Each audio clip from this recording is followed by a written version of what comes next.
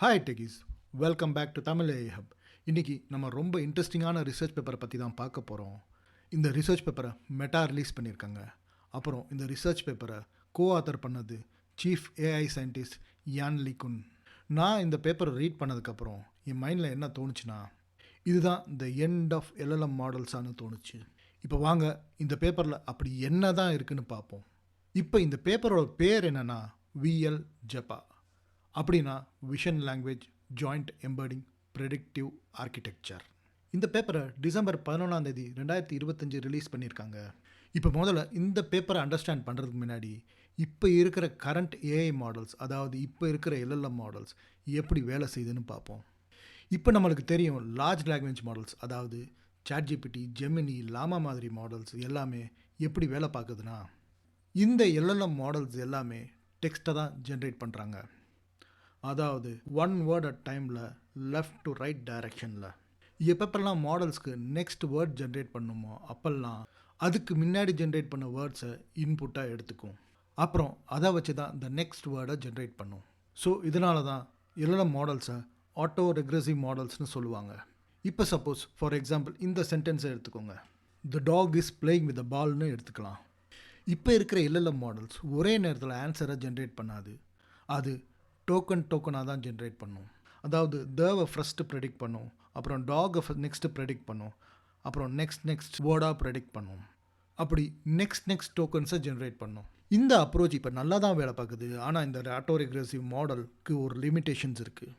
என்னென்னா இந்த மாடல் ஒரே தடவையில் ஃபைனல் ஆன்சரை, அதாவது ஃபைனல் அவுட்புட்டை இதுக்கு கொண்டு வர தெரியாது.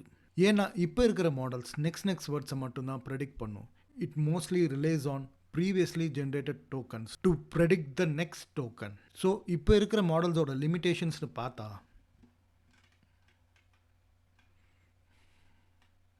இதனால தான் இந்த மாடலோட ப்ராசஸ் ஸ்லோவாக இருக்குது, அப்புறம் கம்ப்யூட்டேஷனல் காஸ்ட்டும் எக்ஸ்பென்சிவாக இருக்குது. And this is heavily depend upon language structure rather than the true understanding. அதாவது அப்படின்னா என்னென்னா, உண்மையிலே மீனிங்கை புரிஞ்சுக்கிறத விட லாங்குவேஜ் ஸ்ட்ரக்சர் அப்புறம் பேட்டர்ன்ஸை அதிகமாக ஃபாலோ பண்ணுது. இதை பற்றி தான் யான் லீ குன் பல வருஷமாக கிரிட்டிசைஸ் செஞ்சுக்கிட்டு இருக்காரு.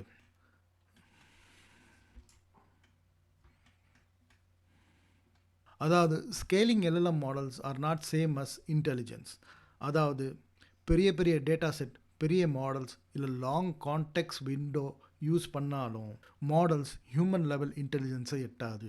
Because intelligence is not about predicting the next word, it's about understanding the real world around. இப்போ இதை தமிழில் சொல்லணும்னா, இன்டெலிஜென்ஸ்னா சென்டென்ஸை கம்ப்ளீட் பண்ணுறது மட்டும் இல்லை, அந்த சென்டென்ஸில் சொல்கிற உலகத்தை புரிஞ்சுக்கிறதுன்னு தான். அப்புறம் language is just a way to express the thought, but thinking it self happens through concepts only, not the tokens. அதாவது லாங்குவேஜ் அடிப்படையிலேயே நம்ம தாட்ஸை வெளியே சொல்கிற ஒரு மீடியம் மட்டும்தான். ஆனால் நம்ம மனசுக்குள்ளே வேர்ட்ஸாக யோசிக்கல, நம்ம கான்செப்ட்ஸாக யோசிக்கிறோம். இதை தான் விஎல் ஜெப்பா ரிசர்ச் பேப்பரில் ரெக்டிஃபை செஞ்சுருக்காங்க. இங்கே தான் விஎல் ஜெப்பாவில் டிஃப்ரெண்ட் அப்ரோச்சை யூஸ் செஞ்சுருக்காங்க.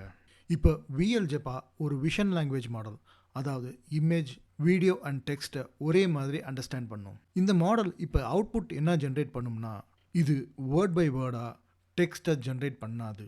அதாவது ட்ரெடிஷ்னல் எல்எல்எம் மாடல்ஸ் மாதிரி இல்லாமல் இந்த விஎல் ஜெப்பா சிமேண்டிக் எம்பர்டிங்ஸை மட்டும்தான் ப்ரெடிக்ட் பண்ணும்.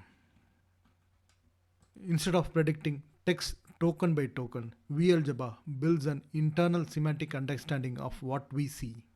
அதாவது இப்போ டெக்ஸ்ட்டை டோக்கனாக ப்ரெடிக்ட் பண்ணாமல் விஎல் ஜெப்பா அது பார்க்குறத உள்ளுக்குள்ளே ஒரு அர்த்தமாக புரிஞ்சுக்குது. இதனால தான் விஎல் ஜெப்பாவை நான் ஜென்ரேட்டிவ் மாடல்னு சொல்கிறாங்க. VL JEPA performs reasoning in a latent semantic space rather than token space. இப்போ விஎல் ஜெப்பா எப்படி ரீசனிங் பண்ணுதுன்னா, அது லேட்டன் சிமெண்டிக் ஸ்பேஸில் பண்ணுது rather than token space. இப்போ இது புரிஞ்சுக்க முதல்ல ஸ்பேஸ்னால் என்னன்னு பார்ப்போம். ஸ்பேஸ்னால் the way to organise information using number. இப்போ ஒரு இமேஜ், டெக்ஸ்ட், வீடியோ எது எடுத்துக்கிட்டாலும் after tokenisation it's converted into vectors. வெக்டார்ஸ்னால் numbers, it's a numerical representation. இப்போ இருக்கிற எல்லா ஏஐ மாடல்ஸும் டோக்கனைசேஷனுக்கு அப்புறம் வெக்டார் எம்பர்டிங்ஸை தான் வேலை பார்க்குது. இப்போ எந்தெந்த வேர்ட்ஸ் எல்லாம் சிமிலராக இருக்கோ அதை க்ளோஸாக வச்சுக்கும். அப்புறம் வேர்ட்ஸ் டிஃப்ரெண்ட்டாக இருந்தால் வெக்டார் எம்பர்டிங்கில் மேப்பிங் டிஃப்ரெண்ட்டாக இருக்கும், அதாவது ஃபார் அவேயாக இருக்கும். இப்போ இந்த ரெண்டு வேர்ட்ஸை எக்ஸாம்பிளாக எடுத்துக்கோங்க, லவ் அண்ட் கேர். கிட்டத்தட்ட ரெண்டுமே சிமிலர் மீனிங். அப்போ நியர்பையாக எம்பர்ட் ஆகிருக்கும். இப்போ இந்த ரெண்டு வேர்ட்ஸ் எக்ஸாம்பிள் எடுத்துக்கோங்க. லவ் அண்ட் ஹேட் ரெண்டுமே டிஃப்ரெண்ட் மீனிங். ஸோ ஃபார் அவேயாக எம்பர்ட் ஆகிருக்கும். ஸோ சிமிலர் மீனிங் இருக்கிற words are placed close to each other. இப்போ டோக்கன் ஸ்பேஸ்னால் என்னென்னா, ஃபஸ்ட் இந்த சென்டென்ஸை பாருங்கள். The dog is playing with a ball. இப்போ இருக்கிற ஏஐ மாடல்ஸ் டோக்கன் பை டோக்கனாக பிரித்து தான் யோசிக்குது, ரீசனிங் பண்ணுது, நெக்ஸ்ட் வேர்டை ப்ரெடிக்ட் பண்ணுது. ஒரு டோக்கன் முடிஞ்சதும் அடுத்த டோக்கன் என்ன வரும், அதுக்கப்புறம் அடுத்த என்ன. இப்போ இதில் ரீசனிங் அப்படின்னா அர்த்தங்களை புரிஞ்சுக்கிறது இல்லை. அதுக்கு பதிலாக ஒரு வேர்டுக்கு அடுத்த வேர்ட் ட்ரைனிங் டேட்டாவில் எவ்வளோ தடவை அதிகமாக வந்திருக்குன்னு கணக்கிட்டு முடிவு பண்ணுது. இதனால தான் sentence structure, grammar order, word placement இது எல்லாமே டோக்கன்ஸில் ரொம்ப முக்கியம். இப்போ இதே example dog playing with a பாலை கொஞ்சம் மாற்றி a ball is being played with by the டாக்னு எடுத்துக்கலாம். இங்கே ஆக்சுவலாக மீனிங் சேம் தான், அதாவது ரெண்டு சென்டென்ஸோட அர்த்தமும் சேம் தான். ஆனால் இப்போ இருக்கிற எல்எல்எம் மாடல்ஸ் மீனிங் சேம்னு டைரெக்டாக ரியலைஸ் பண்ணாது. ஸ்ட்ரக்சர் சேஞ்ச் ஆகும்போது டோக்கன்ஸ் டோட்டலாக டிஃபர் ஆகும், அட்டென்ஷன் பேட்டர்னும் டிஃபர் ஆகும், கம்ப்யூட் பண்ணுறதும் டிஃபர் ஆகும். அதனால தான் இப்போ இருக்கிற ட்ரெடிஷ்னல் எல்எல்எம் மாடல்ஸ் கிராமர் ஆர்டரில் ரிலே பண்ணுறாங்க, சென்டென்ஸோட அர்த்தம் புரிஞ்சிக்காம. இப்போ அடுத்து சிமேண்டிக் ஸ்பேஸ்னால் என்னன்னு பார்ப்போம். சிமேண்டிக் ஸ்பேஸ்னு சொன்னால் அது வேர்ட்ஸ்க்கான இடம் கிடையாது, அது மீனிங், அதாவது அர்த்தம்கான ஒரு உண்மையான இடம். இப்போ ஃபார் எக்ஸாம்பிள் ஒரு இமேஜை நம்ம கண்ணால் பார்த்தா முதல்ல நம்ம மனசுக்குள்ளே வேர்ட்ஸாக உருவாகிறதில்ல, இமேஜில் இருக்கிற ஆப்ஜெக்ட்ஸை புரிஞ்சுக்கிறோம். அதே மாதிரி இப்போ இந்த சென்டென்ஸை பாருங்கள். The dog is playing with a ball, a ball is being played with by the dog. ஆக்சுவலாக ரெண்டுமே சேம் மீனிங் தான். ஸோ விஎல் ஜெப்பா மாடல் அர்த்தத்தை மட்டும்தான் புரிஞ்சுக்குது, அதாவது டாக் ப்ளஸ் பிளே ப்ளஸ் பால்.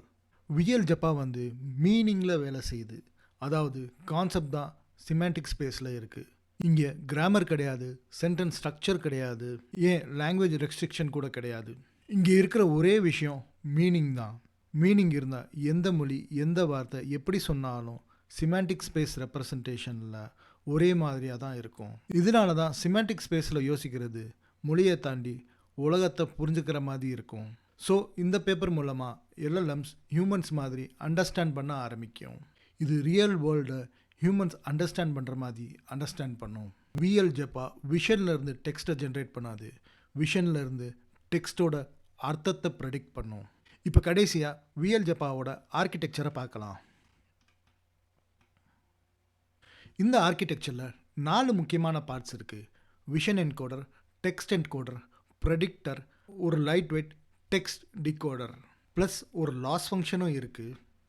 இந்த ஆர்கிடெக்சரை நம்ம ஒரு விஷுவல் டயக்ராமை பார்க்கலாம். முதல்ல விஷன் என்கோடர். இது ஒரு விஷுவல் அண்டர்ஸ்டாண்டிங் உருவாகுது, ஆக்சுவலாக வேர்ட்ஸை ஜென்ரேட் பண்ணாது. என்ன ஆப்ஜெக்ட் இருக்குது, என்ன ஆக்ஷன் நடக்குது, என்ன ரிலேஷன்ஷிப் இருக்குதுன்னு பார்க்கும். இது விஷுவல் மீனிங்காக என்கோட் பண்ணும். இப்போ இந்த இமேஜை பாருங்கள், இந்த விஷுவல் என்கோடர் கூட ஃபீட் பண்ணுறோம். அடுத்து text encoder. The dog is playing with a ball. இதுதான் சிமேண்டிக் எம்பர்டிங்கில் சிமேண்டிக் ஸ்பேஸில் போகுது. இது டோக்கன் இல்லை, கிராமர் இல்லை, பியூர் மீனிங்கை ரெப்ரசன்ட் பண்ணுது. அடுத்து ப்ரெடிக்டர்.